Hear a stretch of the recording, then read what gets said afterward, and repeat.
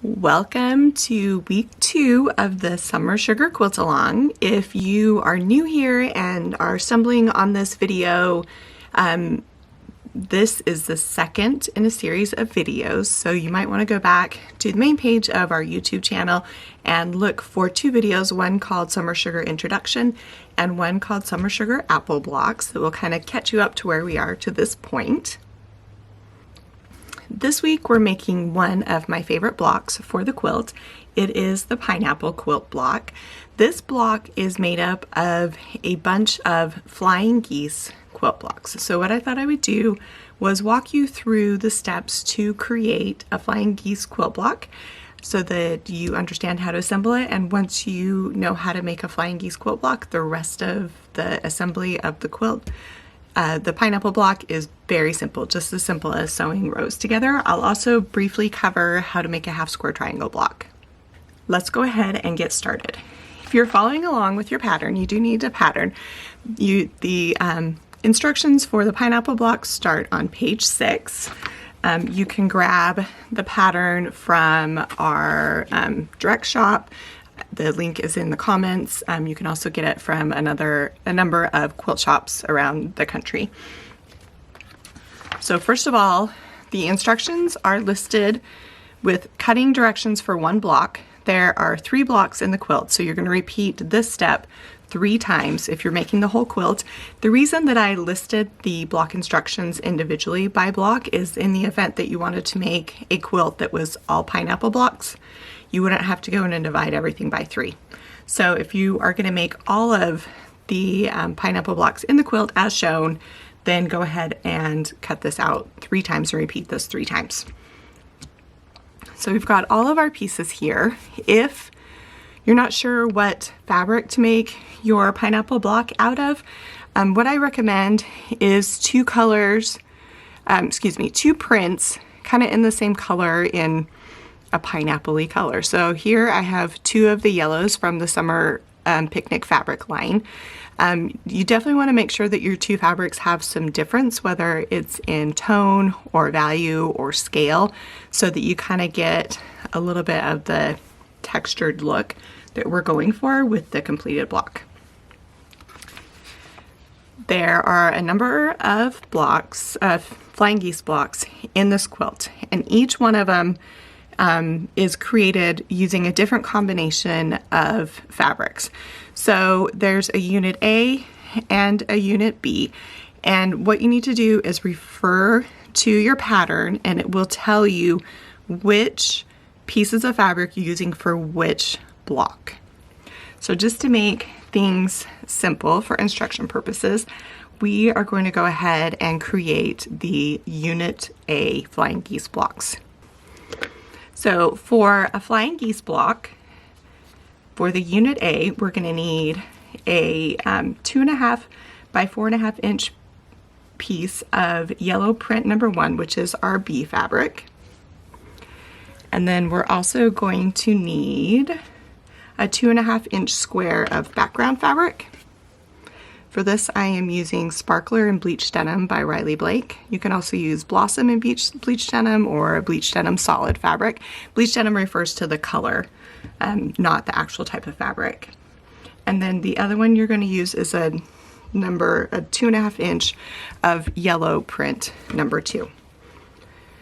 There are a number of ways to create flying geese blocks. There's also a no-waste flying geese method that I'll probably cover in another video, but for purposes of this, we're just going to do a very simple block. So what you need to do first is you need to take a fabric safe pen. I like the friction pens. That's friction. And draw a diagonal line on the wrong side. Get as close as you can to the corners. I'm kind of looking at it from an upside down angle, so that might not be perfect. Draw a diagonal line on both sides of your 2.5 inch square pieces.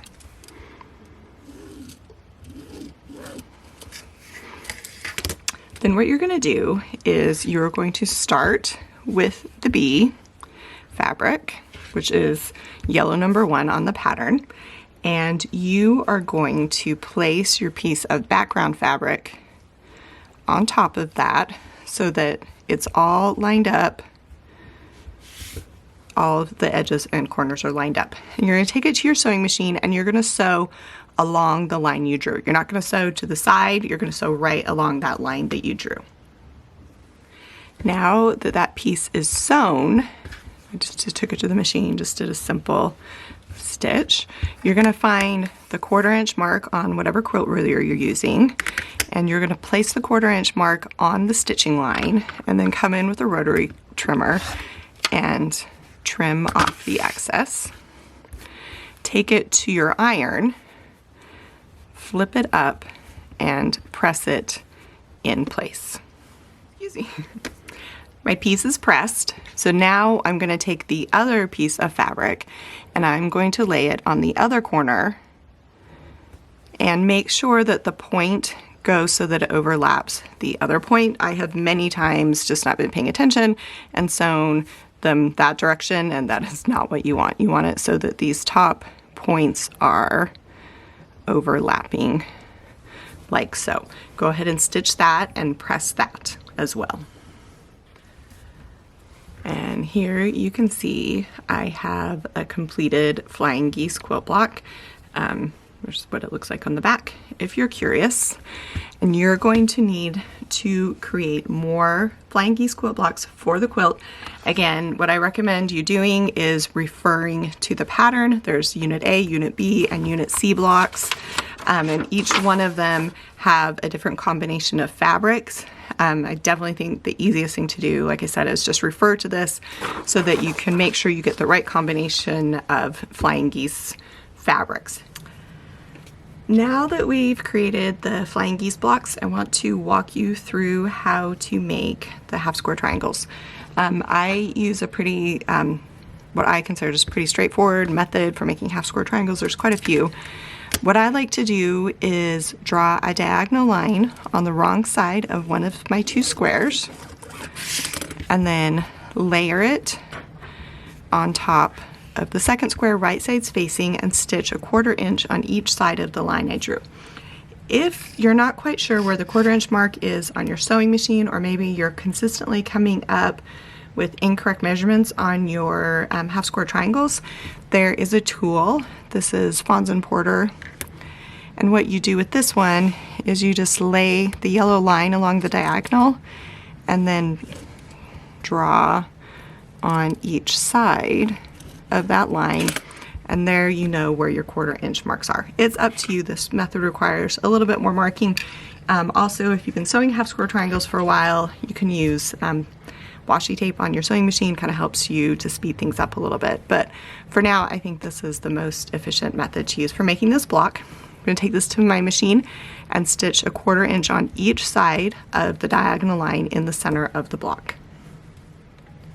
After you've sewn on each side of that line, cut it in half along the diagonal line, then press the pieces open. When I press on my, I usually like to press it towards the darker fabric. Press that, and then I'm going to show you how to square these blocks up. I've got my blocks sewn and pressed. The last step you need to do is square these up, because you are sewing this along a diagonal line and it has a tendency to stretch as you sew and press. And also the measurements on this, technically if you wanted this to be exactly 2.5 inches when you're done, you would cut your pieces to 2 7/8.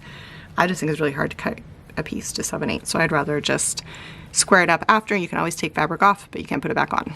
So what I'm using is a block lock ruler. It has a groove, let's see if you can see that, a groove down the center that allows the seam of the block to lay in there so that you know that it's straight and it gives you a nice edge. You just gotta make sure you get it on the right way. I'll go ahead and link this tool up in the comments. And I just layer it on here so that I've got all my fabric. And I like to use a rotating cutting mat. Just saves a little bit of time. That shifted a little bit as I turned it, so I'm going to reposition.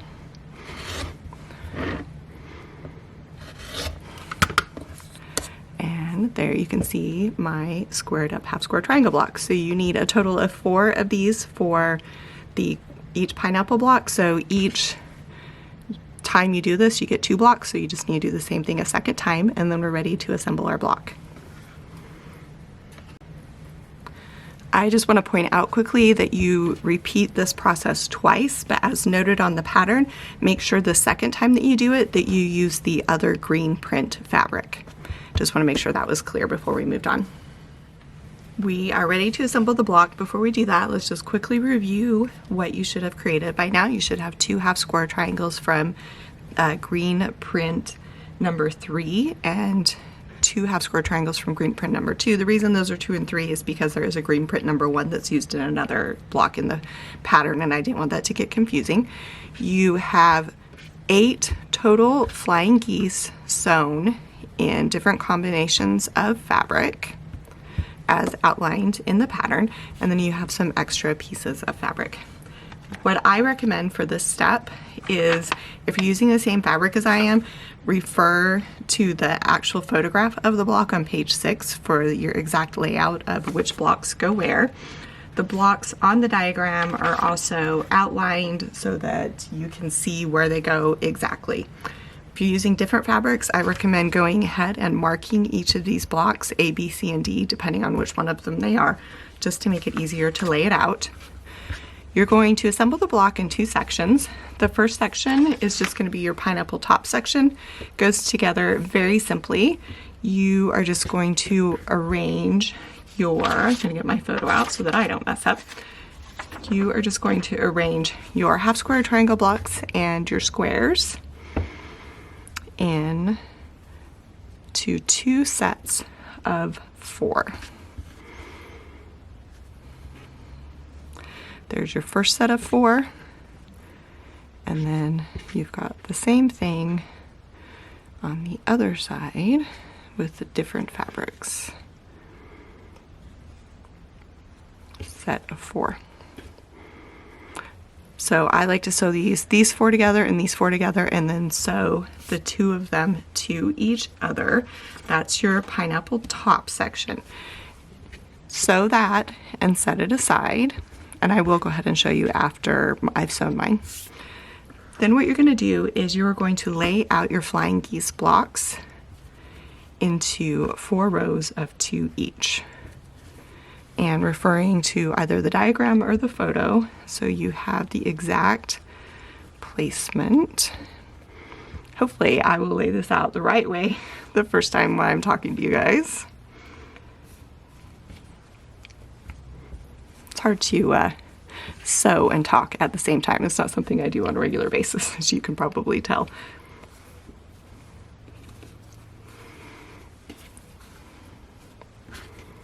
Okay, so what I recommend doing is sewing each unit of 2 to each other,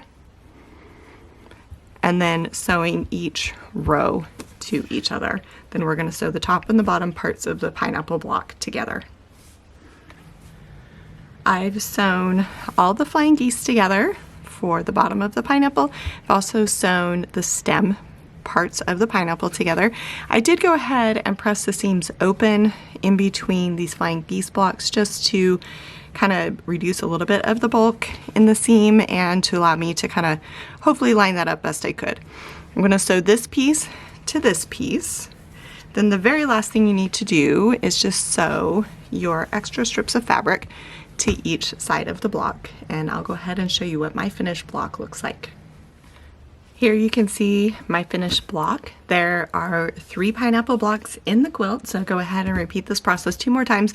Actually, if you're going to make all of them for the quilt, I recommend working in batches, like make all the stems, make all the flying geese. I think it goes quicker that way. So I hope you enjoy making this. If you have questions, leave them in the comments, and I will see you again next week when we tackle the strawberry quilt blocks.